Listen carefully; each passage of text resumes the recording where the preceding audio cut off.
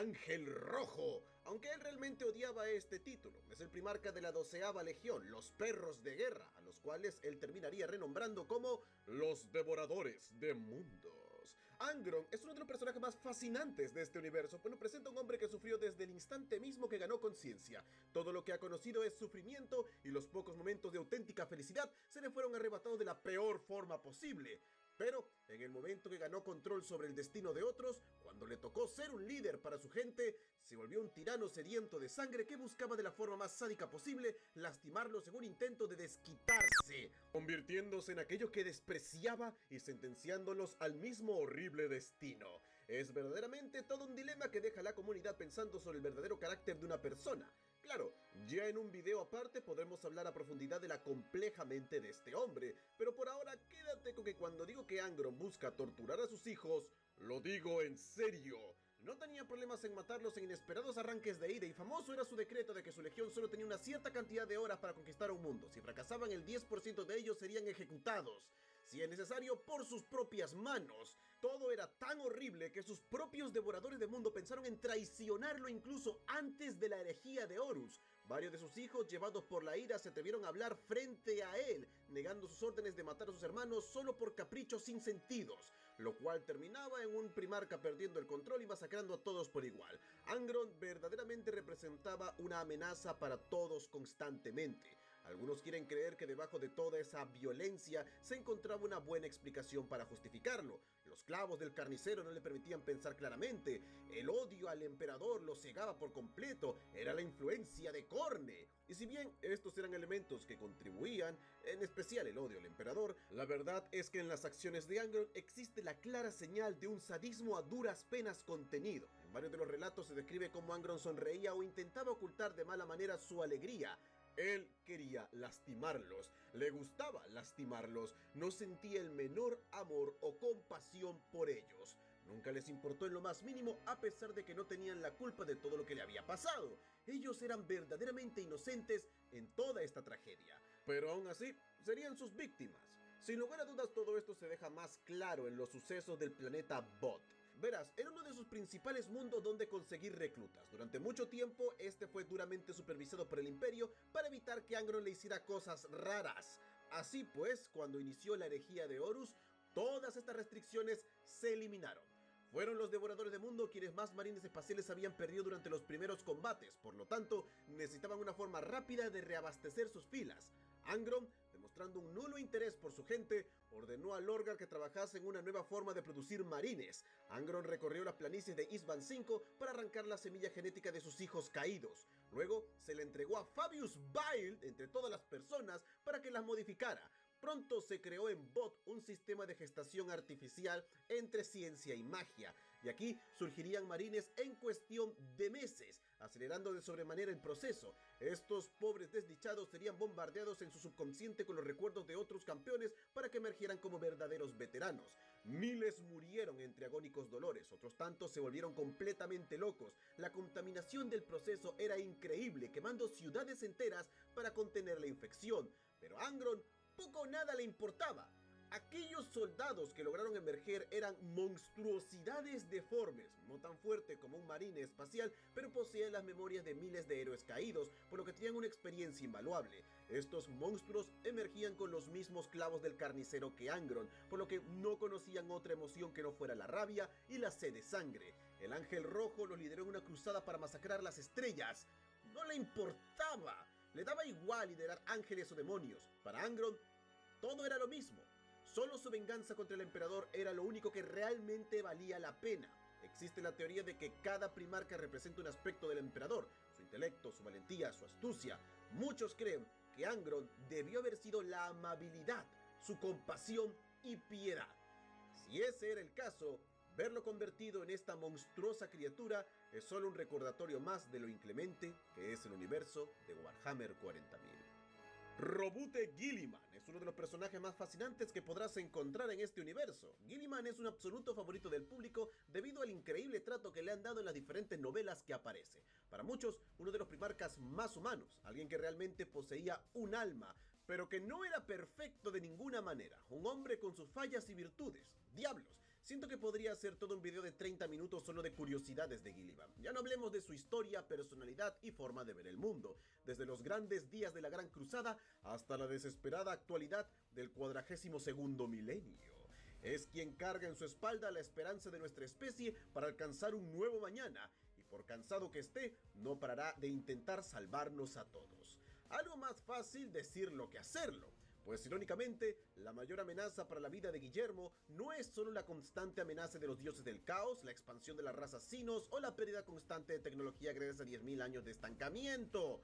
No, lo que realmente impide a Gilliman salvar a la humanidad es la humanidad. Verás, realmente casi nadie o muy poca gente confía en él, por lo menos que estén en puestos de poder importante. Y la verdad, existen múltiples razones para esto. Para ser honesto, la raíz de la desconfianza hacia este hombre viene de dos puntos importantes. Número uno, la forma en la que volvió a la vida. Todo con ayuda de una hechicera Eldar quien usó magia extraña, herética, para lograr su objetivo. Por lo que muchos susurran que el Primarca podría estar siendo realmente controlado por esta especie y en secreto está llevando a cabo un plan de varios pasos para asegurar la caída de la humanidad desde adentro. Apronax, libérate del dolor hasta por 24 horas. Apronax, la vida sigue, el dolor no.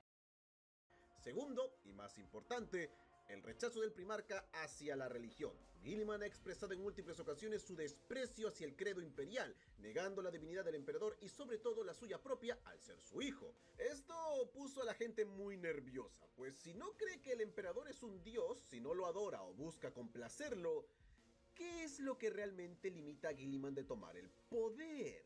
Las cosas no mejoraron cuando ordenó la expansión de su propio territorio, el reino de Ultramar, para reconquistar mundos perdidos. Además que varios planetas ya no serían gobernados por simples humanos, sino que estarían ahora a cargo de marines espaciales.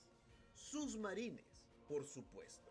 Claro, la situación en la galaxia es crítica, el imperio se ha dividido en dos y una de las partes no tiene ningún tipo de orden o control, están solos en la oscuridad. Muchos miran a Gilliman en búsqueda de guía y aunque se las da, no se puede evitar notar un increíble aumento de su autoridad, no para un gobierno de emergencia, sino de alguien que parece estar preparándose para quedarse en el poder por mucho tiempo, más de lo que sería necesario. Matar a varios de los altos señores de Terra por su ineficiencia tampoco hizo que muchos miembros de la élite se sintieran especialmente seguros. Ahora, puede que creas que Gilliman está tomando las mejores decisiones para esta situación y que el imperio solo exagera, pero recordemos de qué sociedad estamos hablando. Incluso encarando la aniquilación de la humanidad, esta no puede evitar preguntarse si está ante un salvador o un traidor disfrazado. Es cada día más normal ver gente moviéndose en diferentes mundos, no contra el imperio, sino acusando al Primarca de intentar usurpar el puesto del emperador. Y varios de los que están incitando estos movimientos son antiguos miembros de las élites, siendo este un apodo muy común, usurpador. Al final del día, el imperio es un juego eterno e incansable de intricados tratados políticos y alianzas. No pueden aceptar un poder absoluto, menos uno que parece estar acaparando todo. Además, Gilliman está actuando de manera un poco hipócrita, pues si bien ha dicho que los seres humanos deberían tener libre acceso a la información y varias cosas del pasado deberían hacerse públicas, él mismo está poniendo sus manos para evitar que ciertos datos salgan a la luz, especialmente todo lo que tenga que ver con el llamado Imperio Secundus, un imperio que creó con sus hermanos cuando creyó que Terra había caído y el emperador estaba muerto en los momentos más álgidos de la herejía de Horus, otorgando a Sanguinius el manto de emperador. Si la gente se entera de esto, lo interpretarán como una traición. Puedes intentar justificarlo de la manera que quieras, pero ante los ojos de la humanidad, será una evidente señal de que este hombre ansía el poder. Habría traicionado a su padre y esto sería una nueva guerra civil, una segunda herejía, pero ahora él como architraidor. Por lo menos así lo dibujará la historia. Desea evitarlo, pero es casi imposible. Ha intentado crear leyes para ayudar al imperio, es verdad, pero estas son interpretadas de 1000 formas distintas porque muchos simplemente no respetan su autoridad. La eclesiarquía no aleja sus ojos de él, esperando cualquier señal de corrupción para nombrarlo como hereje. Sus acciones son cada día más y más cuestionables. ¿Es realmente un héroe o solo un oportunista? ¿Salvador o usurpador? Para ti puede que la respuesta sea clara, pero el imperio aún decide qué creer y no importan los hechos. Para ellos, creer es más que suficiente. Mortarion, este es uno de mis favoritos. Mortarion es el primarca que más difícil la tuvo durante sus primeros años. Cayó en Barbaros, un planeta tan horrible, tan espantoso, que el propio emperador borró toda mención sobre él para evitar el pánico en la humanidad sobre las criaturas que lo habitaban. Mortarion creció allí donde su carne, su mente y su alma fueron alterados de forma que ninguno de nosotros podríamos imaginar. Surgió victorioso ante la locura, pero esta nunca lo abandonó del todo. Se dice que los primarcas son incapaces de olvidar, como cabría esperar, tienen memorias perfectas. Por lo tanto, no existe falta cometida contra ellos que realmente olviden, pero sí que pueden perdonar. Eso es especialmente cierto con Mortarion, pues él nunca olvida, jamás, ni un instante, ni una sola de las faltas cometidas en su contra, y sobre todo, nunca busca el perdón. Si lo lastimaste u ofendiste, aunque sea de la manera más minúscula, prepárate, porque jamás te va a dejar olvidarlo. Sin importar lo que hagas, nunca volverá a confiar en ti. Sus emociones están estancadas, alimentando esta bilis durante milenios si es necesario. Cuando el emperador lo encontró, le quitó la oportunidad de matar a su padre adoptivo, el ser que lo había torturado desde el principio de su conciencia, una abominación sin nombre que hizo su vida un infierno. Para Mortarion fue el máximo insulto, algo que jamás pudo perdonar. Pero, por lo visto, el emperador realmente deseaba que su hijo se uniera a sus filas, realmente lo salvó, si bien no por amor, sí por alguna especie de aprecio. De todos los primarcas que posteriormente se volverían traidores, fue con él que más tiempo y esfuerzo invirtió para intentar ganarse su lealtad, como si realmente quisiera que se mantuviera a su lado como uno de sus hijos más leales. Es irónico que Mortarion era el primarca que más castigo podía tolerar, por cierto, sí, de entre todos. Casi nada podía hacerlo retroceder sin importar lo mucho que lo lastimaras. Incluso los golpes de otros primarcas parecían tener poco efecto sobre él. Este hombre nunca cedía. Quizás al emperador le gustaba eso. Sea como sea, Mortarion demostró rápidamente ser un guerrero sin igual, pero también era de los primarcas más conflictivos, especialmente contra su hermano Magnus y todos aquellos que presentaran la más mínima pizca de poderes psíquicos. No confiaba en ellos. Nada raro tomando en cuenta que los monstruos que lo capturaron de pequeño eran todos criaturas psíquicas extremadamente poderosas. Su odio era tan extremo que purgó a todos aquellos con poderes psíquicos de sus filas, salvo a los astrópatas que eran necesarios para hacer viajes largos, aunque los despreciaba a muerte. Llegó a amenazar a Magnus e incluso casi mató a Malcador, el sigilita, el best friend forever del emperador, cuando este le pidió un voto de confianza. Malcador era también un psíquico. Su desprecio no conocía igual. Por eso, en un último intento por ganarse la confianza de Mortarion, Malcador le contó la verdad. Fue el único primarca en conocer de manera completa el verdadero alcance del proyecto Telaraña, mucho antes incluso que Horus sea nombrado Señor de la Guerra. Sí, es verdad, este proyecto sería utilizado para movilizar a la humanidad por la galaxia sin tener que depender de la disformidad, eso todo el mundo ya lo sabe, pero lo que pocos saben es ¿qué pasaría entonces con los navegantes? ¿Qué pasaría con los psíquicos? Al ya no depender de la disformidad, sus habilidades ya no serían necesarias. Malcador le dijo a Mortarion que no serían eliminados, sino que serían curados. Les bloquearían el gen psíquico con la ayuda de las Hermanas del Silencio. No más astrópatas, no más marines psíquicos, no más de esas amenazas corriendo por la galaxia amenazando con invocar demonios. La raza humana estaría completamente libre de esta amenaza, de una vez y para siempre. Una galaxia sin este mal. Era todo lo que Mortarion siempre había soñado. Por eso debía creer en el emperador. Por eso debía creer en la humanidad. Perdonar, aunque sea solo esta vez, pues el futuro que deseaba construir no permitiría que otros sufran como él había sufrido. Malcador le dijo que él sería el pilar de este nuevo imperio, los huesos de una humanidad reforjada. Mortarion es importante para su gran plan. Nunca antes a un primarca se le había dado tal voto de confianza. Por desgracia, ya saben cómo va la cosa. Las heridas de Barbarus eran demasiado incluso para alguien como él. Al final del día, decidió traicionar al imperio por el crimen que su padre había cometido en su contra.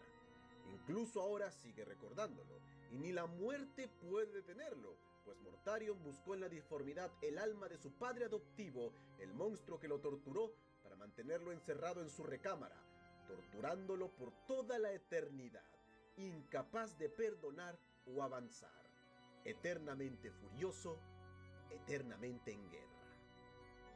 Siguiente, Magnus el Rojo.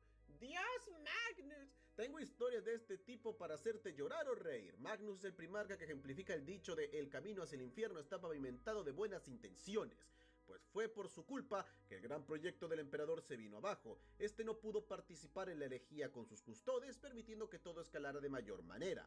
Magnus observó su ciudad perfecta ser reducida a cenizas, a sus hijos ser masacrados, todo mientras soportaba la cruel verdad de que nunca tuvo el control, siempre fue la marioneta de fuerzas más vastas e inteligentes que él, un arrogante que condenó a nuestra especie.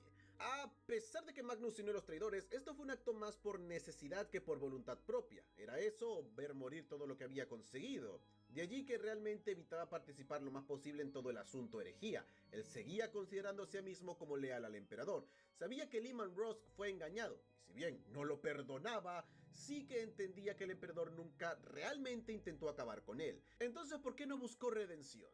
Sí, mira, el problema es que el golpe de Ross no solo destruyó su espina dorsal, Magnus también sintió como había perdido algo más importante. Su propia alma había sido hecha añicos, dividida en docenas de pedazos los cuales se esparcieron por toda la galaxia.